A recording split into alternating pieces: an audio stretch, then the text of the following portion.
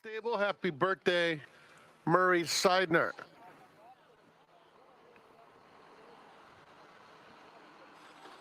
And they're off. Very clean beginning.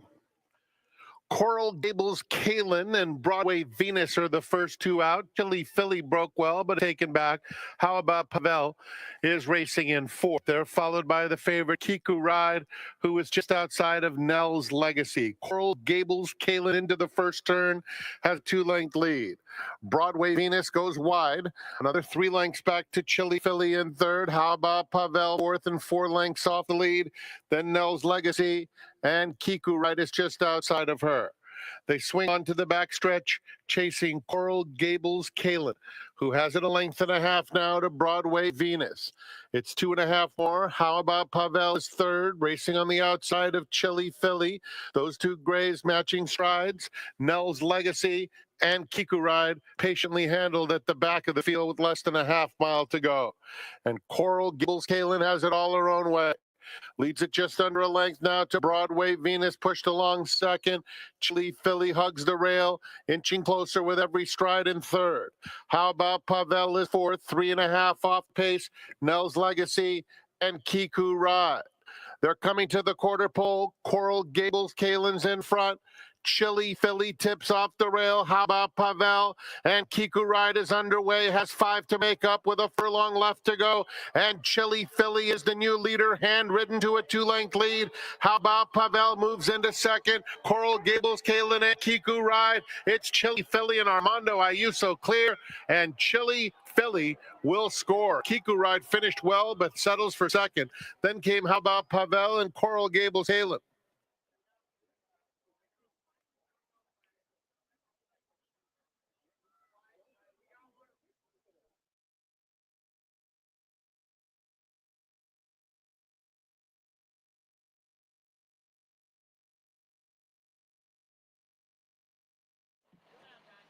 Rider's Candy goes in. They're in the gate. And they're off. A bad stumble for Liquid Spirit, nearly unseated the rider. Toulouse the Truck is going to the front. Rider's Candy comes away second. Thirsty Destiny now moves into that second position. Isabel Ludlow is coming through along the inside. And Annie's Joy is in mix too. And after that unfortunate start, Liquid Spirit trails. Down the backstretch, Toulouse the Truck loose on the front end. Has a 3-length lead. At the rail, Isabel Ludlow takes second. Then Annie's Joy and Thirsty Destiny. 3 clear of Rider's Candy. And Liquid Spirit at the back. Rounding the far turn. And they're still chasing Toulouse the Truck. Toulouse the Track doing it well. 3-length lead. Isabel Ludlow now takes up the chase clearly while pushed hard to get after this front runner. Toulouse the Track. Isabel Ludlow within a length and a half of her, angling out for the final 1/8 of a mile. 3 lengths back to Annie's Joy in third. And now Isabel Ludlow has overhauled the front running Toulouse the Track, puts her away. In fact, second in jeopardy for her as Isabel Ludlow streaks clear. Isabel Ludlow ends up romping by 7 lengths. Photo for second went to Rider's Candy in front of Annie's Joy, then Toulouse the Track.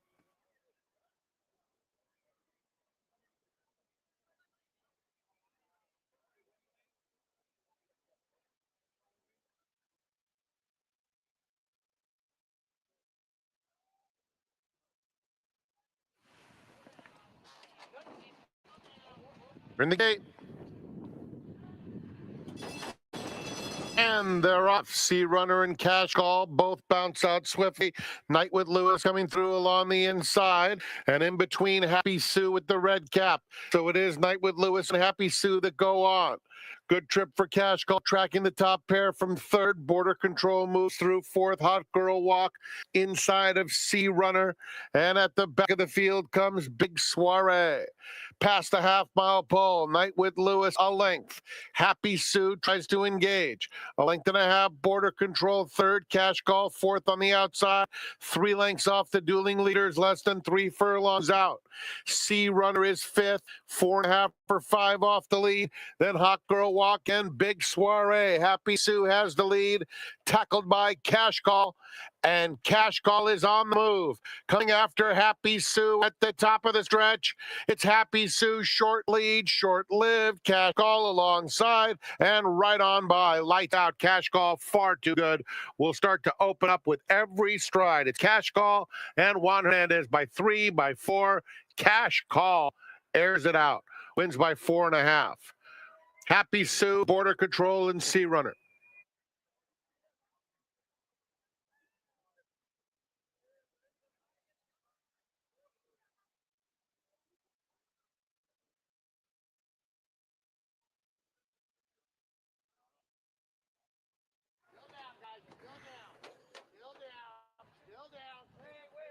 We're in the gate.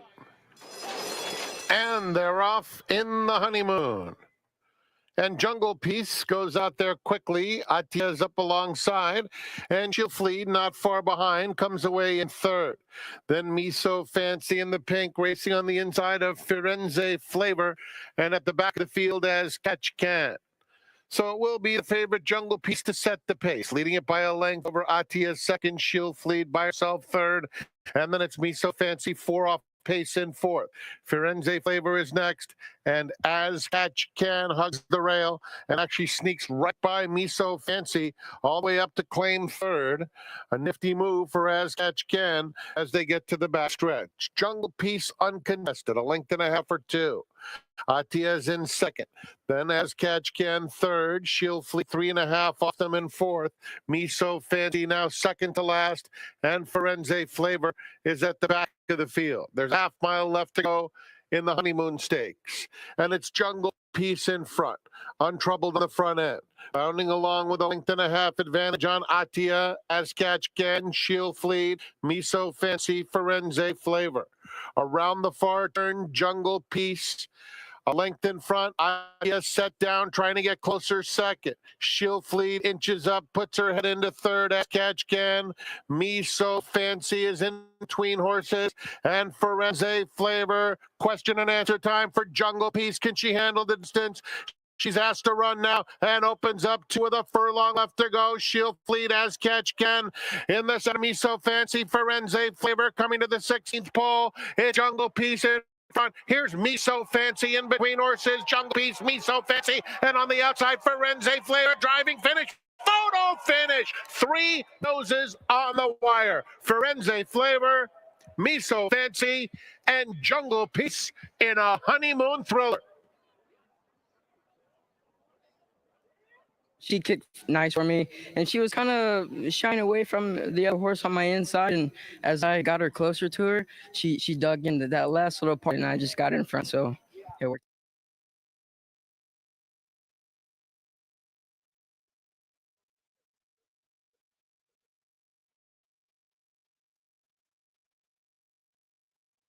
It'll be Artist Ride.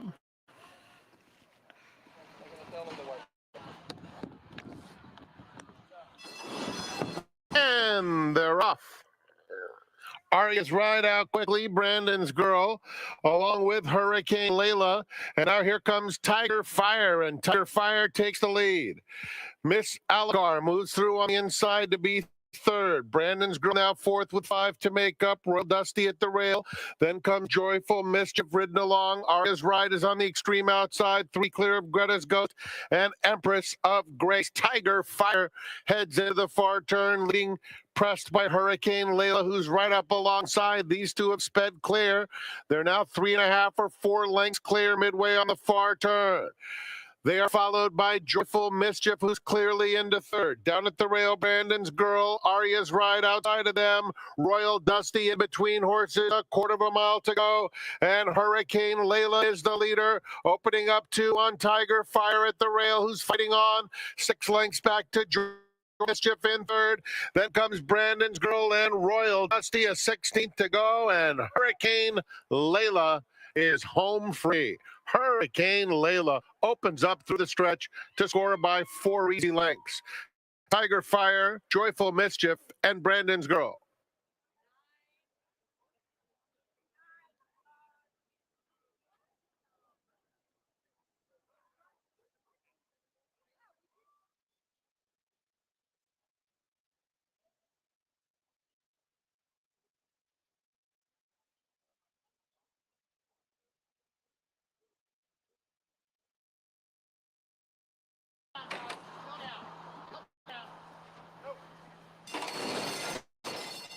they're off.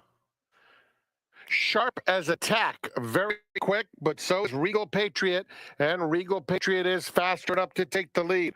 One Flew South moves into second. Sharp as attack will settle in third. They're followed by My Ransom, then Don't Swear Dave, What Makes Sammy run second to last, and Commander over on the rail is the trailer.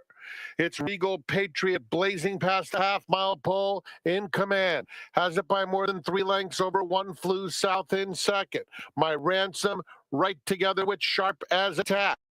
Then Don't Swear Dave fifth on the outside of Doncic. What Makes Sammy run still on hold, 7 lengths off the lead, and Commander at the back. The target is Regal Patriot rounding the far turn. One Flew South within a half length of him second. Then Sharp as attack in third. Doncic, What Makes Sammy run circles up outside Don't Swear Dave. There's an 1/8 of a mile to go, and Regal Patriot still loaded, has a 4-length lead, fending off One Flew South. Doncic, Sharp as attack. What Makes Sammy run belatedly? It is Regal Patriot. Doncic is closing stoutly, but out of time, and Regal Patriot takes them all the way. Doncic, a Sharp second. Sharp as attack third. What Makes Sammy run in a photo for fourth.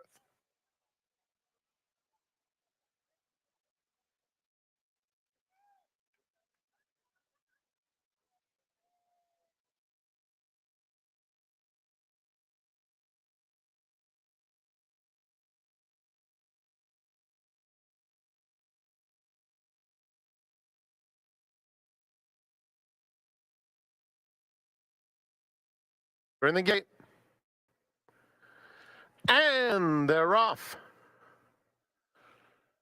Crazy Cavalier in the center of the course, along with Nation. Those two sprint clear. Glass of Jameson third, and Tappet Dynasty is fourth.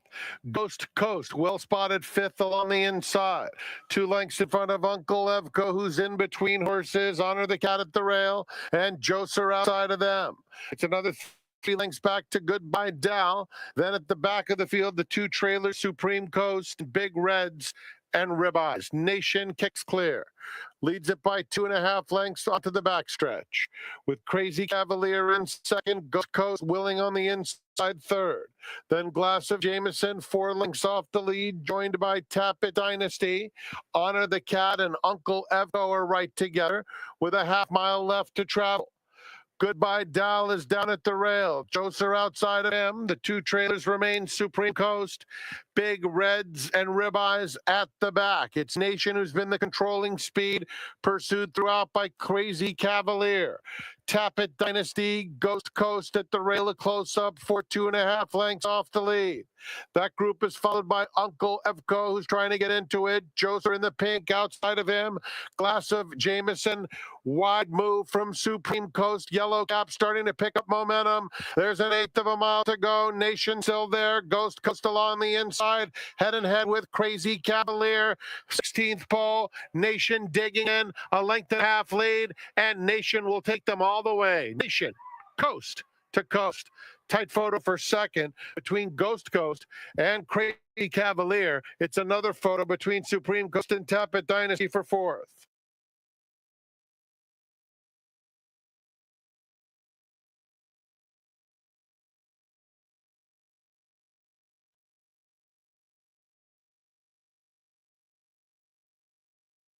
Brother O'Brien, the last one.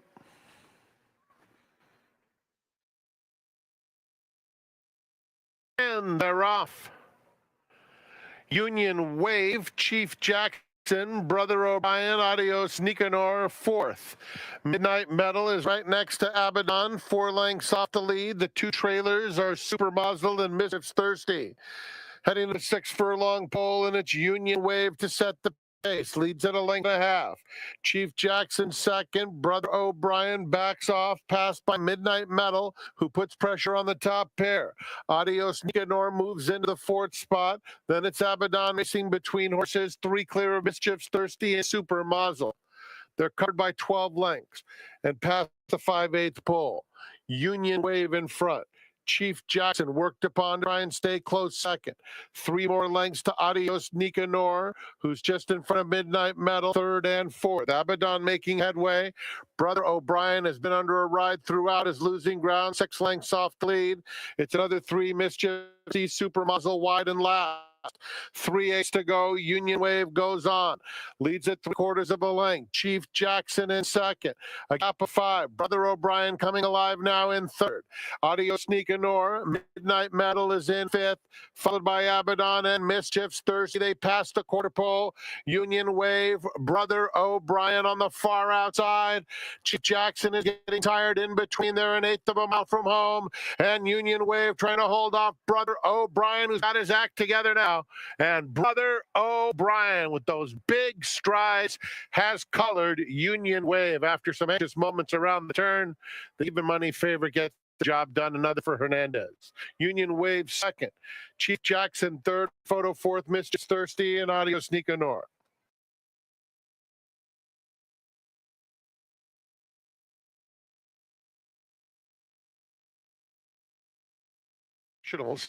And of course, special live racing on Monday, Memorial Day, including dollar beers and sodas and $2 hot dogs.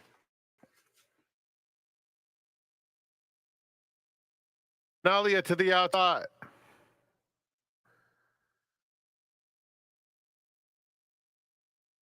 And they're off. Sunglow is out very quickly and takes the lead. Icons Only is flashing some good early foot.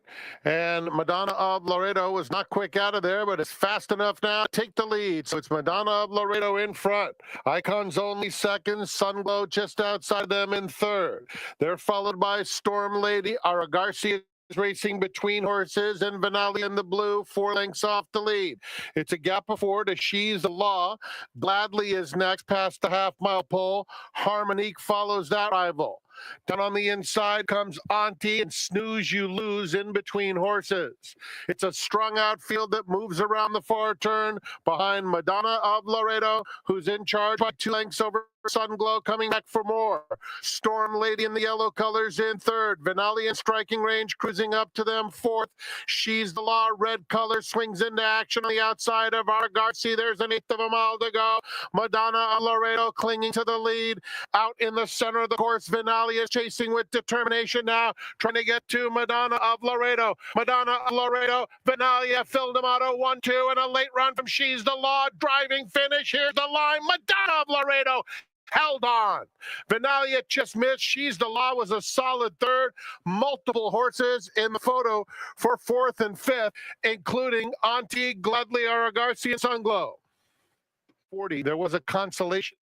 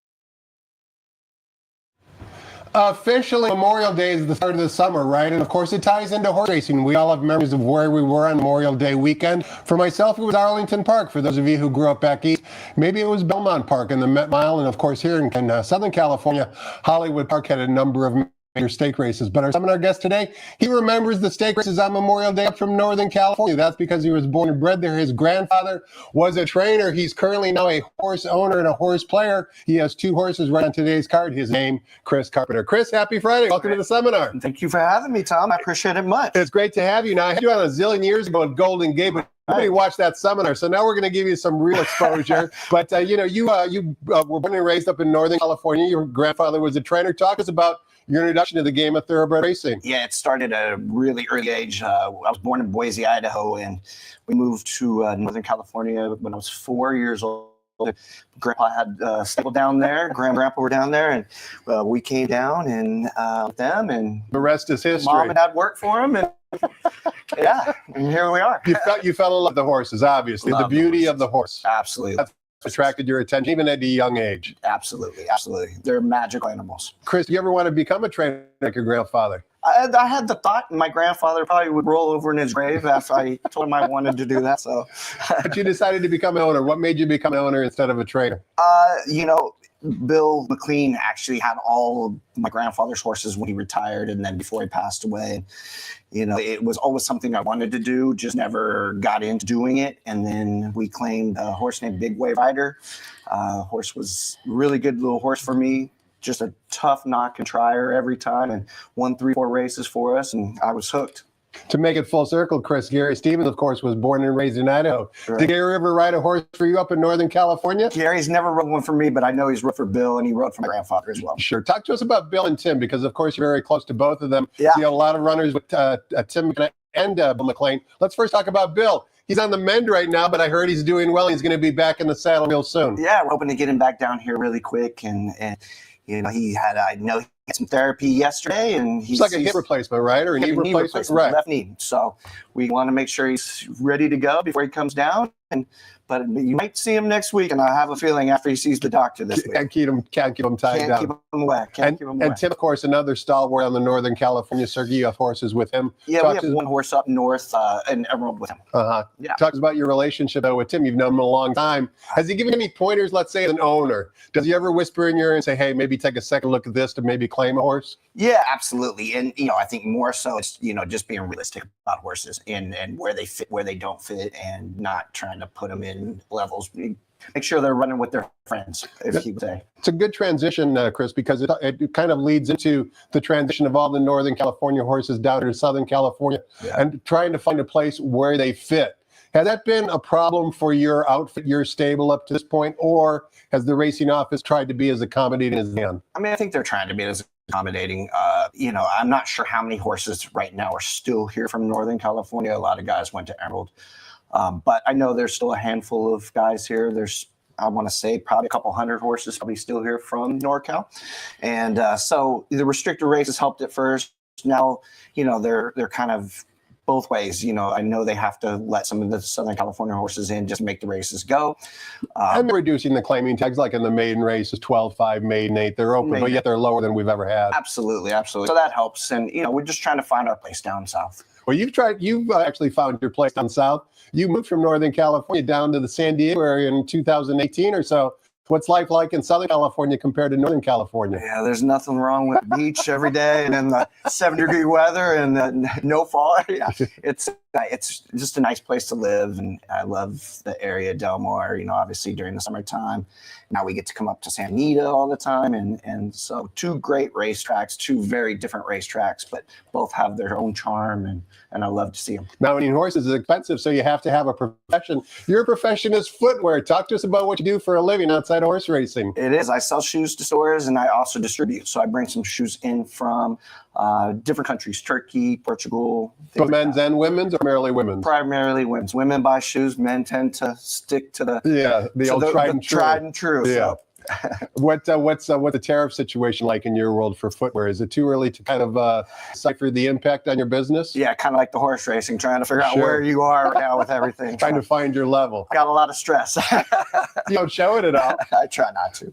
What's the biggest thrill of owning a horse, Chris? In other words, I've never had the pleasure of owning a horse, but those who own the horse say the feeling coming down the stretch when you know your horse is going to win is a feeling like you can't describe, and it's like no other feeling you have in the world. Is that an accurate way of how you feel when you see a horse winning in your silks, or what is it? We find the joy of owning horses? Yeah, I think that's definitely winning races is something that we all want to do as owners. They're like your kids. We treat them like our kids. We so you're proud of them when they win. You want to coach them up when they don't, and so we definitely love to win races and just have that feeling. I think I still, every race, whether it's a maiden 5 versus a stake horse, I still feel the same way, to all of them. So, and owning a horse, I should say, is a real big responsibility, because it's not just their life as a racehorse, but the aftercare aspect of it as well. And I know with you and Tim and Bill and everybody else kind of feel strongly about that. Yeah, definitely. We want to make sure they go to good homes afterwards. We try to preserve horses as long as we can, in the racing game, and obviously they've got a full life after. And sometimes they have a second location, becoming a jumper. We see that time and time again. Yeah, there's a lot of different things that horses can do. They're super smart, and they really want to do something afterwards. They need a job. That's kind of their MO. So. We've mentioned a lot of your partners in crime, so to speak, from the training side, but from the ownership side, another Northern California gentleman who's heavily involved in thoroughbred ownership is a friend of yours, Michael Netwick. Talk to us about the relationship you have with Michael and the impact it's had on you owning horses. Yeah, Michael and I, we've definitely come full circle. When we were up in Northern Cal, we definitely claimed off each other, and to now have a horse or two together, it's definitely different, and I love it. And it just brings us to the Southern California game and different ways. Michael's really good at bringing Euros over from. He sure is. Yeah, and he's the best. And the countless hours and the amount of work he puts into doing what he does, it goes really unnoticed. People don't notice it, but it is really noticed on our part, our partners that own horses with him and that. I think Michael kind of saw the shift going from Northern California to Southern California. He was one of the pioneers. Right. He kind of upgraded his stable, and now the rest is history. Hopefully you can follow in his footsteps with some of those partnerships you two are developing. Absolutely. That's always the case. That's always the one and the wishes. We're gonna find out who Chris likes on today's 9-race card. He's done the work, as I mentioned in the opening. He does own 2 horses on today's card. But before we do any of that, let's toss the microphone over to track announcer Frank Miramati and get the scratches on today's 9-race card here at the Great Race Place.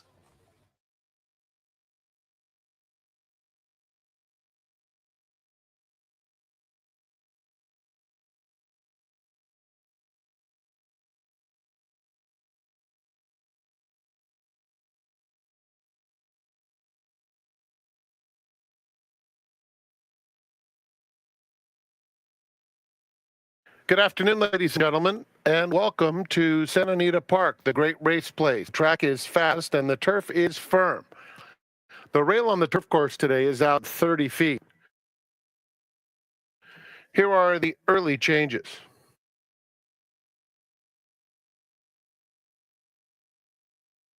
In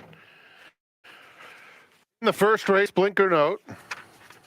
Early pick 5 starts with the first. Early pick 4 begins with race 2.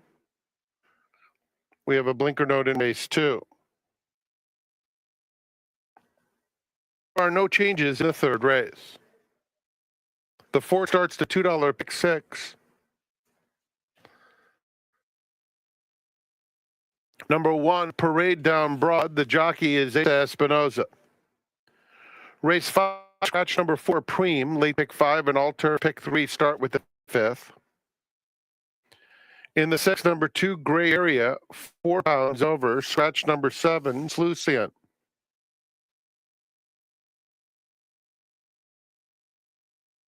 The 7th race, no changes. No changes in the 8th. In the 9th, scratch number 9, Cano for the win. There is super high 5 wagering offered on race 9.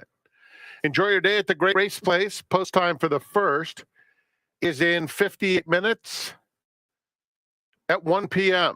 The Coast to Coast Pick 5 is offered Friday, Saturday, and Sunday. Today it begins in a little more than an hour and a half with the 8th at Gulfstream Park. Let's go back to Quigley's Corner. His special guest today is Chris Carpenter.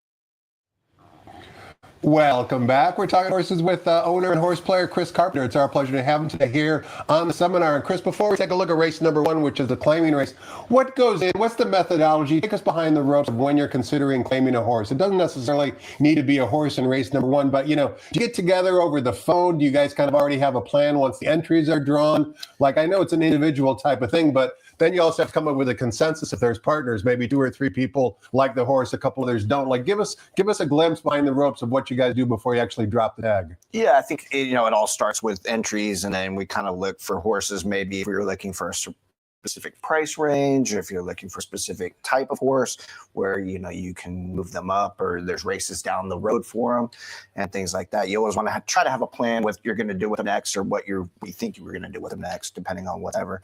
And so we do that. Bill obviously does a great job in looking at the horses, watching races, things like that. And then we get with the owners and, see who might want a horse or piece of a horse at a certain time. And, if it all works out, then we drop the claim. We want to make sure we look at the horse ahead of time, and good confirmation seems to be sound, and things like that. Have you overruled Bill, or has Bill overruled you? And then did you live to make that decision? We've overrode each other a couple times. Morning Addiction was my overrule of him. Wow. And then he's overruled me of many, many more times. So, but it's like putting together a $2 group pick 6 ticket, right? Right. In other words, some horses are going to get left off the ticket. Right. Inevitably, one of them is going to win down the road, and then leaves kind of a little what's the word I'm looking for? Like a nasty taste in your mouth. But that's just the nature of the sport. It's part of the game. It's part of the game. Definitely part of the game. Well, let's see if we can find some winners on today's card, Chris. Kicking things off in race number 1, where we're on the turf course. We're sprinting 6.5 furlongs in the flat turf course. The turf rails today are 30 feet. This race is for $25,000 claimers. Non-winners of 2 races lifetime. We've got a field of 5. The even money choice on the token right now is number 2, the Old 9, who broke his mane for $50,000 and now is in for half that tag, $25,000. If you've heard Michelle Yu on the simulcast set, she'll talk about how that's the proper placement of any maiden claiming winner. That's exactly what trainer John Sadler is doing here. You like the Old 9, Chris, or are you looking elsewhere in race 1? No, I think he's the speed of the race. I don't see much else as far as speed goes in this race, and I just think he probably goes wire to wire here. Kind of dominate them. The number 1 Unbreakable Trust is dropping out, is going from a sprint to a route, and does have some early speed. Lost to a bio who is going to be in today's nightcap. You give any look to Unbreakable Trust to maybe be part of that pace factor early? Maybe. Obviously in the 1 hole, you kind of have to go, especially in the 6.5 coming out of the chute and things, you kind of have to get some position. So definitely probably will start to show a little speed, but I don't think he's faster than the 2, and the 2 will lay right on top of him. You also give a little love to number 5, Navy Jack, who's putting the blinkers on and taking a drop in class for one of your trainers, Peter Miller. What is it about Navy Jack that you like? Yeah, I just think that last race is a throwout. It's I don't know what happened in that race, and the big drop here. I think that'll help a lot. As an owner, Chris, sometimes a bad running line can be your best friend. Maybe the horse lost a shoe, maybe he swallowed his tongue, whatever the case might be. Yeah. The fact that Peter Miller brings him back relatively quickly in about 35 days or so with Kyle Frey and saddle and adding blinkers third off the layoff kind of tells you that at least he's got 3.5 legs and is probably going to fire a good shot today. Right, and I love the third off the layoff. That's something I always look for. Just second off the layoff, third off the layoff. I think that's when they just get better and better. Another question for you, Chris, and Sure. Again, it just kind of is using this race as an example. How important is pedigree for you guys when you guys make a claim? In other words, let's say the horse has never been on turf and it looks like the horse has a good turf pedigree. Does the pedigree influence your decision, or once a horse maybe has 4, 5, 6 starts, pedigree becomes kind of inconsequential? Yeah, I think you look at it like what I was saying earlier. You kind of look at what's next. If there's a turf race, he's got a turf number, she has a good turf number. I think definitely will look at those things. If the horse is all been on turf but has a good dirt number, we had to look at it a lot differently up in the north with Sure. the synthetic before. So we understand the synthetic and turf kind of go together. So you definitely want to make sure that you have a plan going forward. Race number 2 begins the 15. Early pick 4 this time is sprinting on the main track, 6 furlongs the distance. It's a restricted starter allowance race for fillies and mares. We've got a field of 5. 2 trained by Andy Mathis, but the morning line for number 3, Nancy Griffith from the Steve Miotti barn, is 3-2 on the morning line. What say you about race 2, Chris? I like the 5. I like the outside horse. I again broke his maiden good style the first time out for Andy Mathis, and I think this horse can just improve.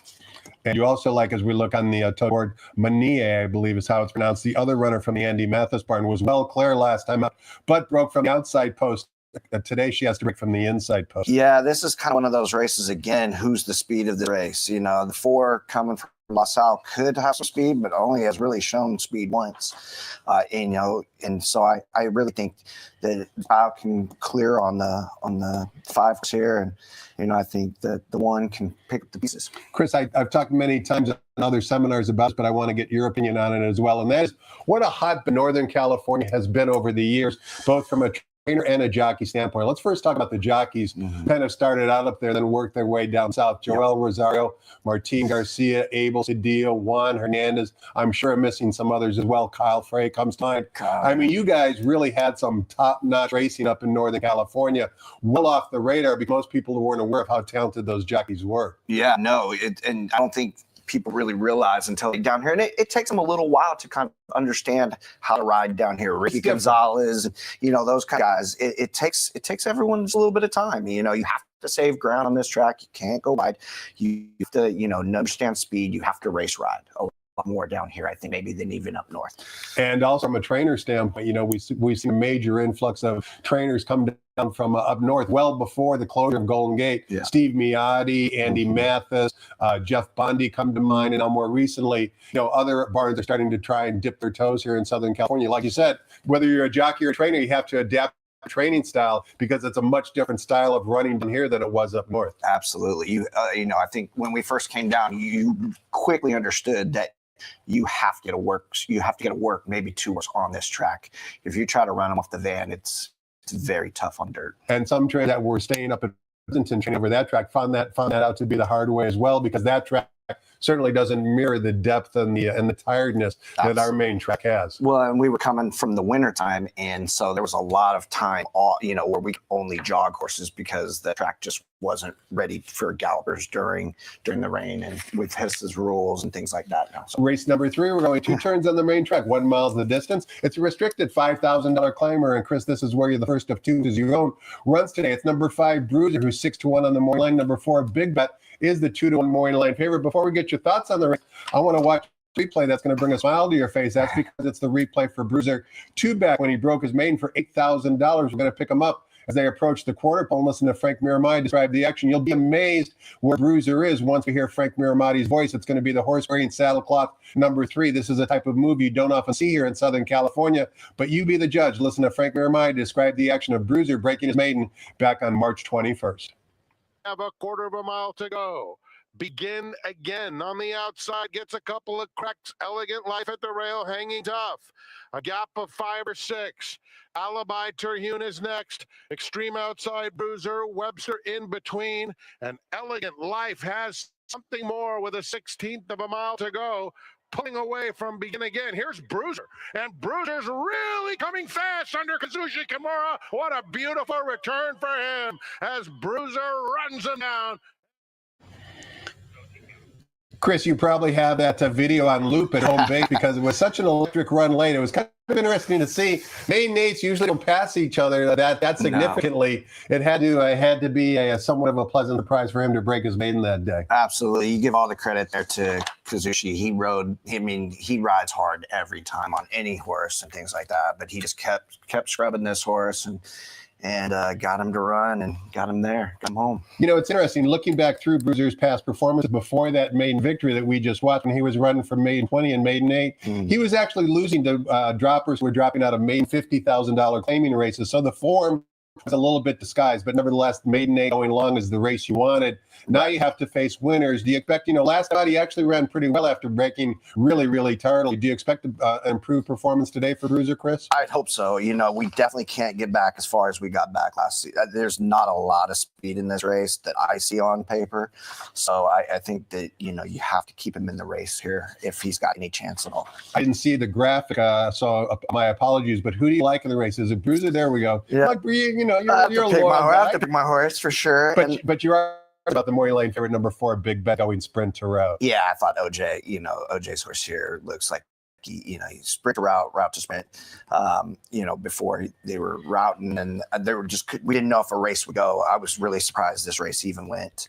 But it took him and Tim probably making this race go and bringing their horses back out of their sprint to make it go. OJ Hargey, we know from his success at Delmar. Of course, he also had some starters in the Breeders' Cup over the years. He's another example of a Northern California trainer that can get the job done. Absolutely. It's just a question of the right stock, but he can compete here in Southern California once he gets the right horses. Absolutely. OJ is a great trainer. Race number 4 begins the $2 pick 6. We start with a fresh slate, and in today's pick 6, we're going 1 mile on the main track. Maiden Claimers, $20,000 is the claiming tag.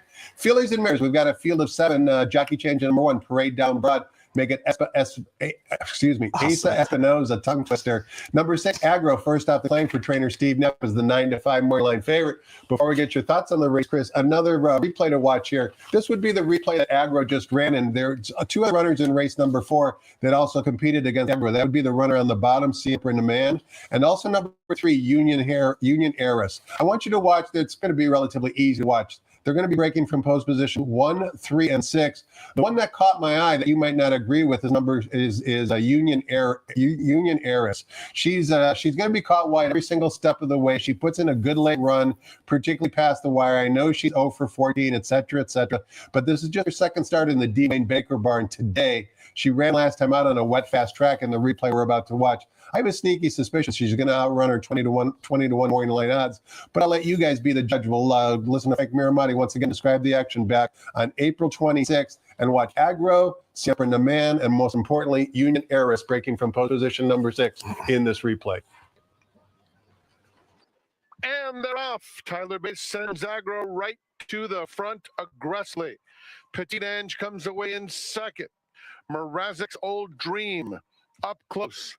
Be a Goldfish on the extreme outside, and Wild Texas Rose comes through now to take third.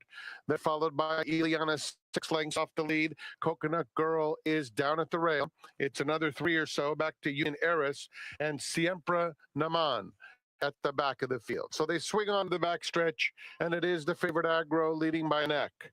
Petit Ange right up alongside the 2 favorites, squaring off immediately. 6 lengths back. Be a Goldfish is racing alone in third. Mrazek's Old Dream down at the rail 4th. And my Ileana, Coconut Girl, Union Heiress outside of her. Another 3 back to Wild Texas Rose and Siempre None. 3 furlongs out. Aggro trying to edge away now. Put a length and a half on Petit Ange, who's set down hard in second. It's been a dream trip for Be a Goldfish, trying to close in from third. At the rail, Mrazek's Old Dream is 4th as Aggro, who's been ridden hard throughout, is responding to the urging at the top of the stretch, and Aggro hugs the rail and opens 5. Be a Goldfish moves into second. Siempre Naman, who was dead last, is closing nicely on the inside. Aggro shorting stride a bit. The lead is 3, looking for the wire. Here's Be a Goldfish taking aim. Be a Goldfish coming at Aggro. Aggro, Be a Goldfish. The Goldfish out there.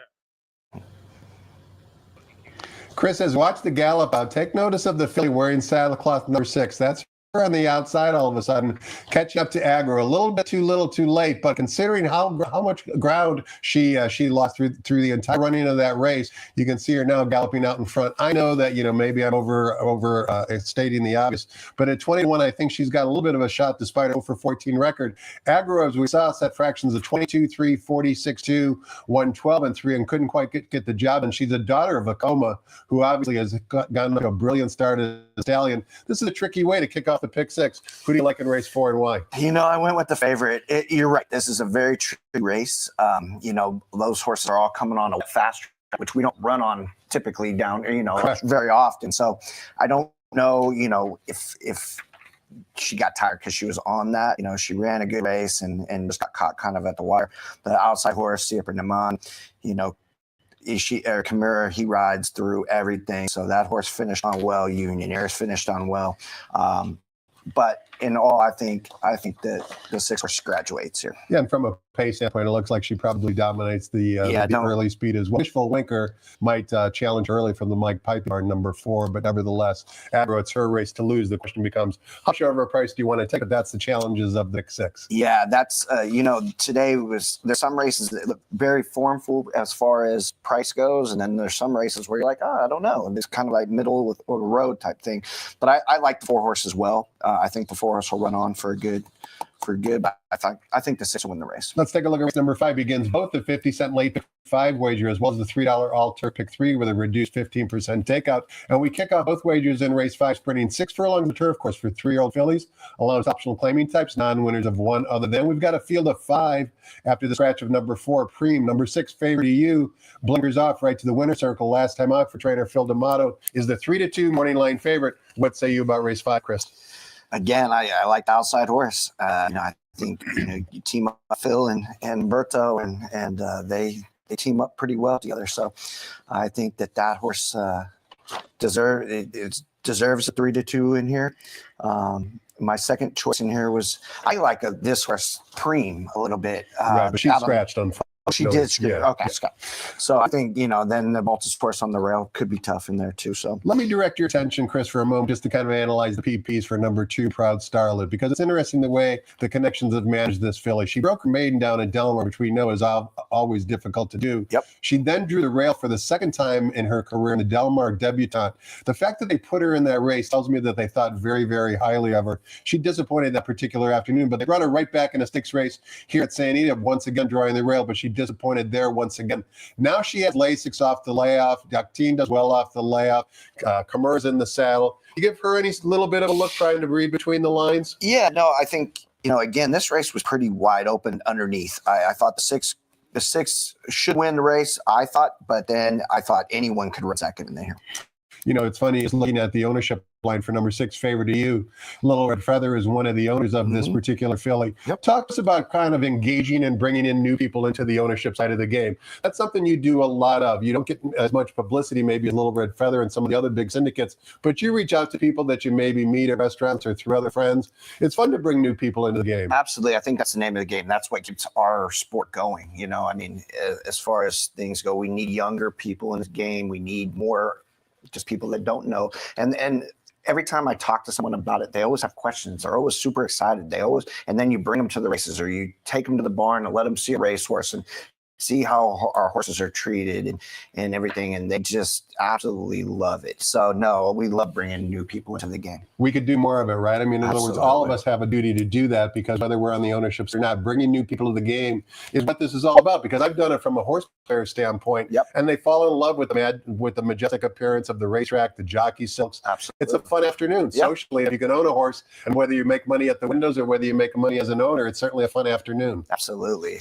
Race number 6 begins the 50-cent late pick 4. We're sprinting the abbreviated sprint distance of 5.5 furlongs on the main track. This is a main claiming restricted race. These restricted maidens are in for an $8,000 tag. Scratch the 7, leaves us with a field of 6. Number 4, Far Overloaded, who has a lot of speed, but not much stick, as the 2-1 morning line favorite. 6 ways you can go here, Chris. Which way are you going and why? I went with the inside horse, the Papa Drum horse. First time gelding. First time gelding. I love the first time gelding, right? As far as that goes. I thought, the 4 horse just has speed, but just never stick. So I went against the favorite here. Let's talk about the first time gelding angle, because it's interesting. You said that you love the first time gelding angle. You're behind the scenes, when the decision is made to geld a horse. Why do you like that angle? Are there so many different things that can make the horse improve once they do become a gelding?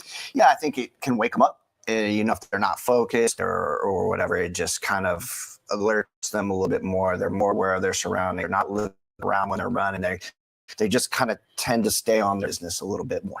Now, some handicappers, I'm going to get very esoteric here. Some handicappers will look at this and say this horse has been gelded since his last race, which was in late April, which is almost less than a month. Yeah. Is that a bit of quick turnaround for a first-time gelding with your experience? Not to critique connection, No. but just with your knowledge. It really depends on the horse. It depends on how the horse comes out of it, and how, if make sure there's no infections and things like that. If it's good, they can go back to the track in 10 days, Wow. 10, 14 days. Fair enough. All right, let's take a look at race number 7. That begins the $3 late pickery with a reduced 15% ticket. We're going 1 mile on the course for $50,000 claimers. A good field of 6. Number 3, Hard Headed from the Hector Palma barn, is the 9-5 money line favorite. Give us your thoughts on race 7, Chris. My favorate horse today. Oh boy! I like the 4 horse in here. I like Beef Winslow. I think that this horse second off the layoff, it has every room to improve.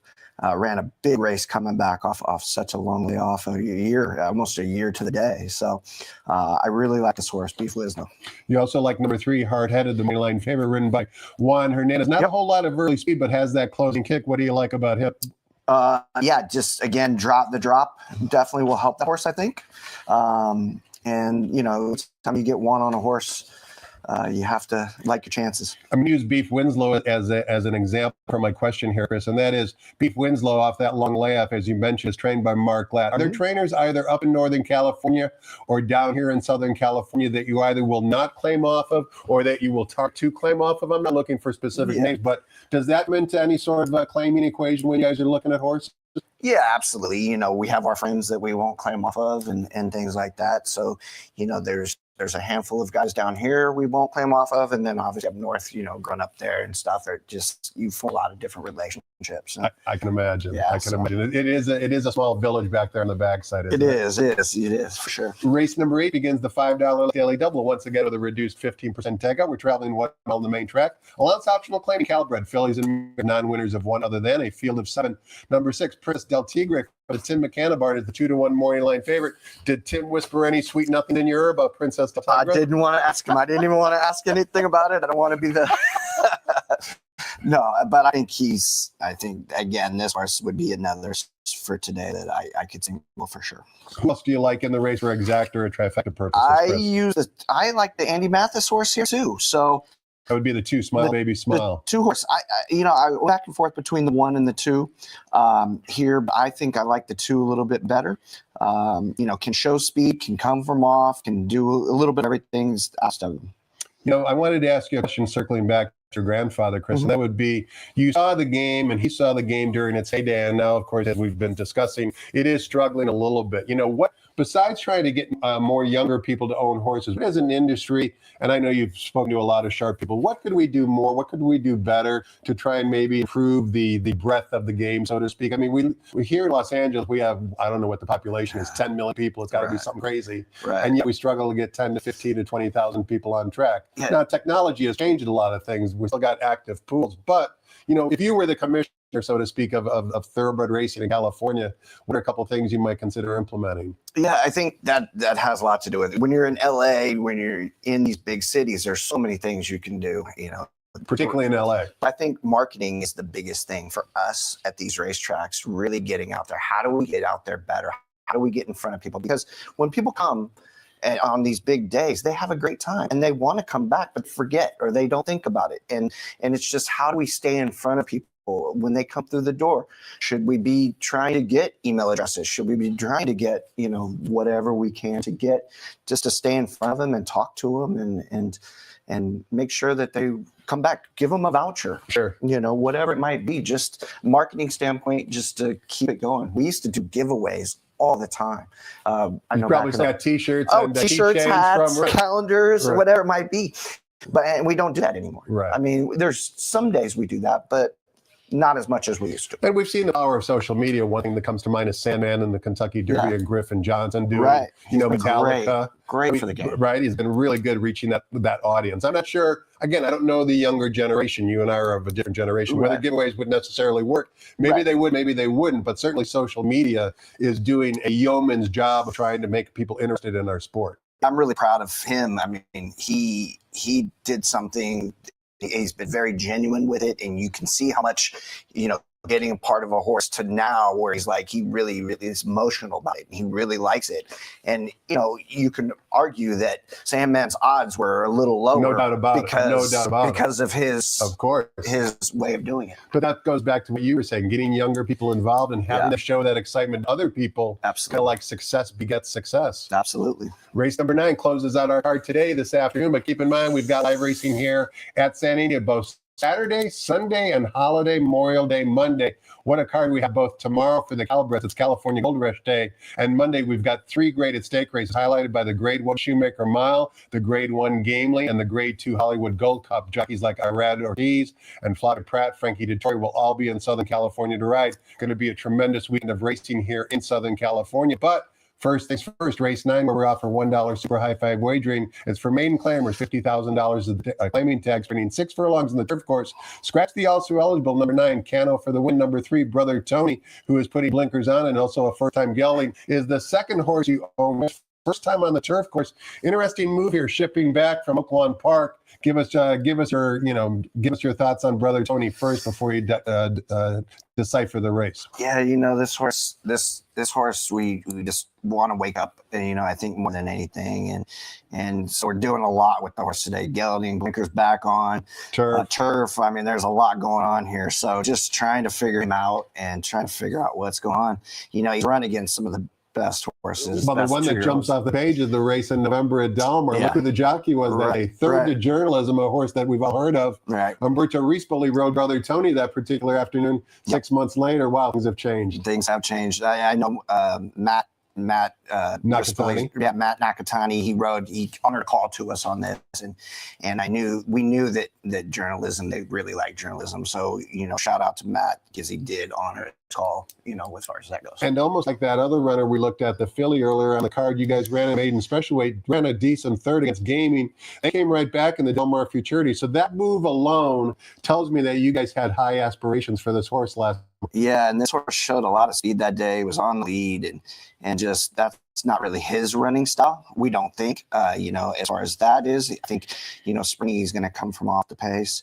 But that day he's a little close to the lead, and just didn't finish up like we wanted him to. 3-1 on the Maury line. We saw in the graphic you have Brother Tony on top. You also respect Sean McCarthy's runner drawn right outside of you. Number 4, Burning Rubber, who has run well against the Old Man. We'll find out if the Old Man actually can put 2 together in today's first race. But Burning Rubber, certainly one of the major contenders to Brother Tony. Absolutely. I think that, this horse definitely is on the improve, keeps getting better buyers every time.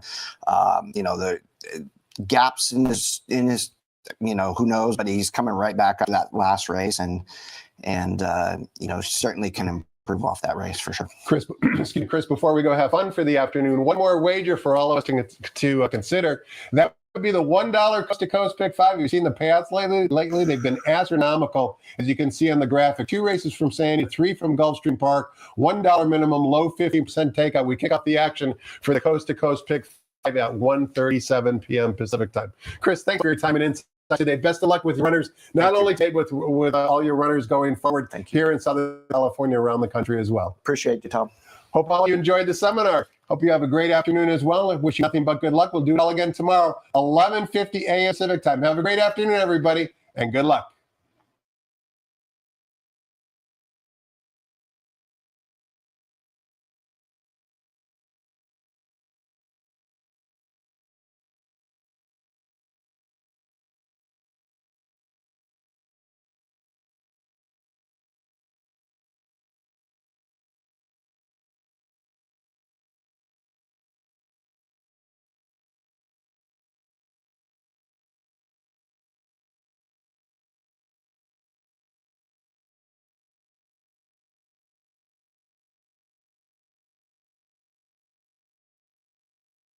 Ladies and gentlemen, please rise for our national anthem.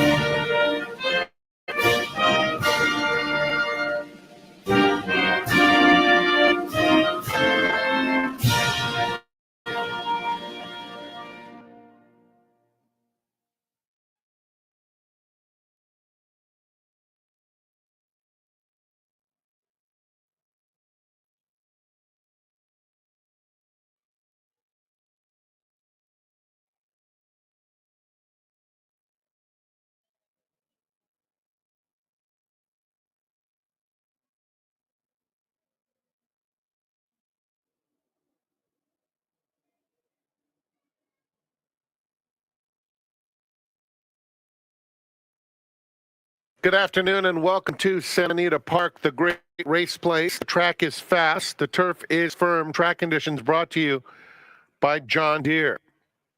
The rail on the turf is out 30 feet. Here are the changes. Just one new thing to report. First race blinker note. Race 2, you can now scratch number 2, Tiny Prancer, and with that scratch, there's no show wager in the second. Race 2, scratch number 2. No changes in race 3. In the $2 pick 6 wagering offer, number 1, Parade Down Broad, make the jockey Asa Espinosa. In the 5th, we kick off the late pick 5, scratch number 4, Preem. All turf pick 3 also starts with the 5th. Race 6, number 2, Gray Area, 4 pounds over, scratch number 7, Sleuth Science. No changes in the 7th. No changes in the 8th. In the 9th, scratch number 9, Cano for the win. Super high 5 wagering is offered. Coast to Coast Pick 5 is offered on Fridays, Saturdays, and Sundays.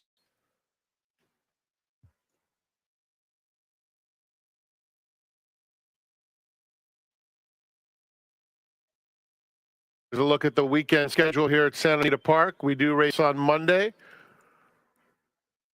Dollar Day Monday as well. Great activities throughout the weekend. Coast to Coast Pick 5 begins in a little more than an hour with the 8th at Gulfstream. Enjoy your day at the great race place. 26 minutes to race 1.